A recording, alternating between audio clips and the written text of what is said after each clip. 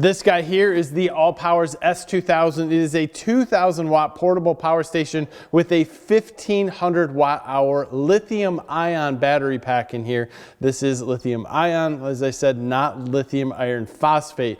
So it is going to be a little bit lighter, and it's also not going to take as many charges. Right now, this guy is about $900 on Amazon, and it does have a little space over here that says it's upgradable. Now, if you get to the S2000 Pro, you'll have a 30 amp plug sitting right here.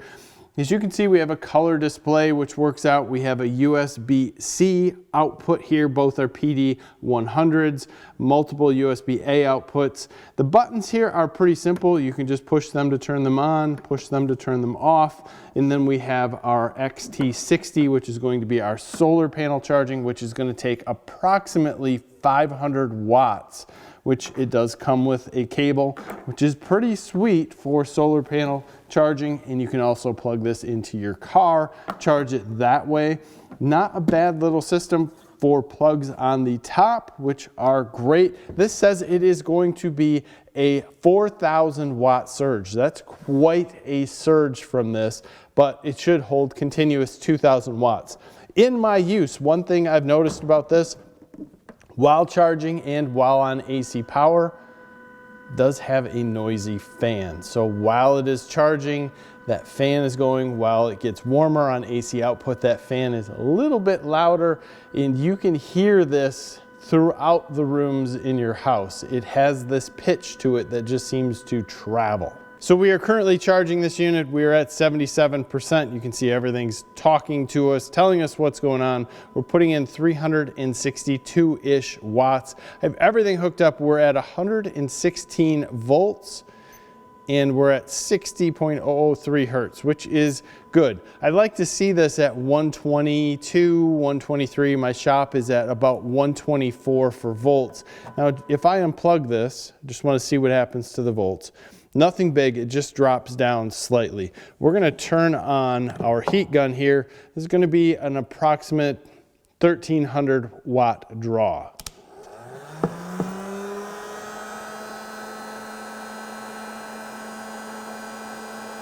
$1276, that's not too bad. If we actually had a little higher voltage, it would be up a little bit.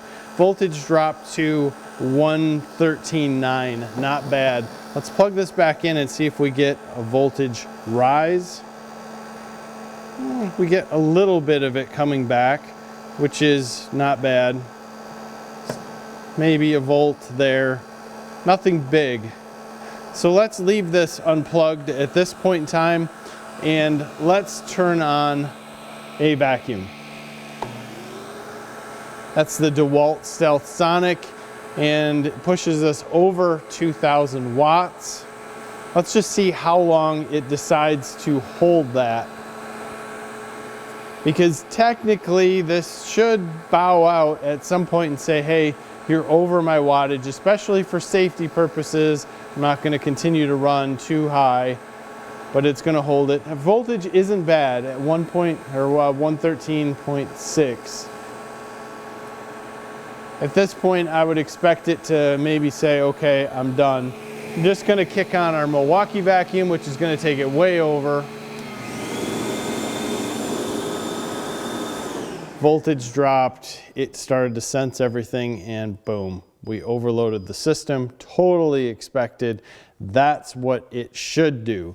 Now, I am not 100% on how we should turn this back on, but pushing and holding allowed it to. I still had everything going. So it decided it was going to, on its own, try to set everything back up. So now we have everything off. Somebody asked me in another video, the Milwaukee vacuum with the 6.5 horsepower power head, what's it gonna take on one of these as far as output watts? So let's just turn it on alone.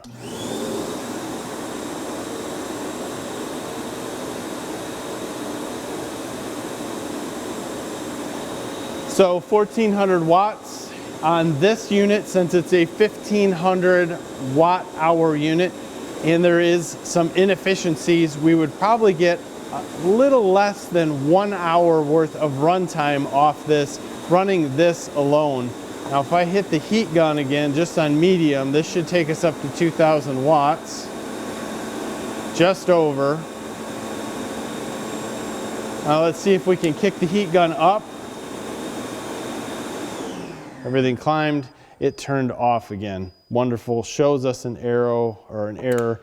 That is great. I like to see this. This seems to perform quite well on everything. And that's something that, to me, safety-wise, is very important to see. So when I talk about the noise this fan makes, you'll hear it when I just turn this on.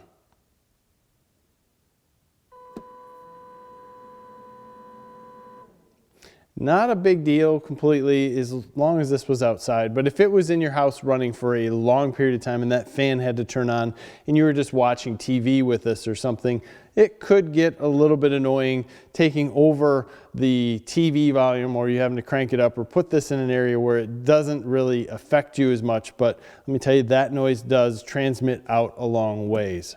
So I currently have the heat gun running on the floor. You can probably hear it. You can hear the fan running on this system. It's blowing the hot air out this side, pulling some cool air in over here. If we take a look at this without disrupting everything, the only thing we have on the back is the plug to plug this in. There is no real adapter here. You're taking a cord, plugging it in, it's right here. That's it. I like the fact that you don't have to carry around an adapter. Very simple, very easy to use. Weight of this is not bad at all, mostly because it's a 1500 watt-hour battery. Now that's good and bad. So this has the capability of putting out 2,000 watts. So at full max load, we're gonna get a little over a half-hour use out of this, maybe just a touch more, 35, 38 minutes, and that's it. So when you're looking at these units, most of the time you'll see that they have an equal watt-hour to watt output. That would mean basically that the unit running at full capacity would run for 1 hour at that rate. It doesn't sound like a lot, and it isn't a lot, until you get up into the very high, very expensive watt-hour units where you can stack them together. If you're going to use this for running some sort of cooking device that's going to be somewhere between 600 and 800 watts, this will last for 2, maybe 2.5 hours, especially if you have one that varies a little bit in the watt output. So you have to put that into consideration as to where you're going to use this.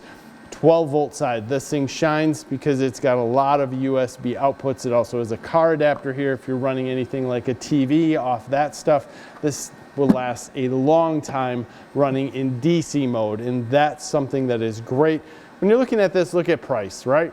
$900, what can you get for a similar thing? It's lithium ion, so that takes it down a notch in my book. I'd rather have lithium iron phosphate because it will charge 1,500 to 2,000 times more than this guy will. It's one of those things. As far as everything else here, I like the way this is built. The buttons seem to be very easy to use, very reactive to your pressing them, and they light up. A lot of cool things in this. The one major thing to me is the noise level of what you have with this unit, and the fact that you have a low watt-hour battery pack on the inside. Always interested to hear your comments. Leave them below. Give us a like in this video. Subscribe to the channel if you haven't already. Thank you for your time.